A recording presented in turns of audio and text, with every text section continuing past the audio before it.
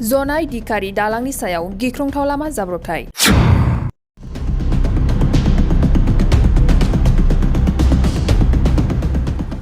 धेमाजि जिल्ला लखीपुर दिखारि दालांनि सायाव गिख्रंथाव लामा जाब्रबथाय जायो।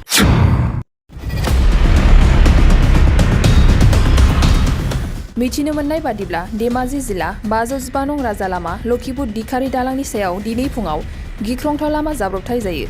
जनाय फासिकानिफ्राय तिनिसुकियाथिंजाय थांबाय थानाय मा फानि मुंनि मानसि लांग्रा बास गारिया आगोर गैयि जानानै दालांनि सायाव गोग्लैयो। जाउनाव गोबां गाखोग्राफोरा गोब्राब जोखोम जादों होननानै मिथिनो मोननाय जादों। मख'नो गोनांदि राजा लामा लखीपुर दिखारि दालांनि सायाव बास गारिया गोग्लैनानै थानायाव दायो थांलाय फैलाय लामाया बन्द जानानै दङ। আমি জুনাইৰ পৰা ডিব্ৰুগড় অভিমুখে আমি গৈ আছিলোঁ। আমাৰ আগতে গৈ পাছিঘাটৰ পৰা যিটো তিনিচুকীয়ালৈ যোৱা মাফানৈ গাড়ীখন ইয়াতে এক্সিডেণ্ট হৈ আছে। আমি যাব পৰা নাই কাৰণ ব্ৰিজৰ মাজতে ফুটালিকৈ পৰি আছে গাড়ীখন আৰু আমি মেডিকেলৰ কেছ আছিলে এক্সিডেণ্ট হৈ থকাৰ কাৰণে আমি ডক্টৰলৈ যাব পৰা নাই। मोनसे फोसावथाय खैराबारि उपेन्द्र नेशनेल एकाडेमी फरायसालियाव देग्लायनिफ्राय 10 थाखोनि मुं थिसननाया सोलिगासिनो।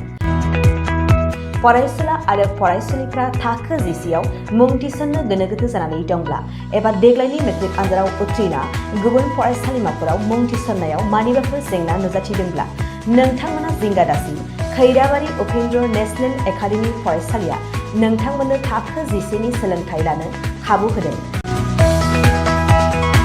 आरो बे फरायसालियाव दा मुं थिसननाया सोलिगासिनो दं। बे फरायसालिया उदालगुरि जिल्लायाव दं। मख'जाथावदि बे फरायसालियाव देग्लायनि मेट्रिक आनजादाव गासै 80 सा फरायसुला फरायसुलिफ्रा गासैबो मोजां जौखोन्दो लानानै उथ्रिसार जानो हादों।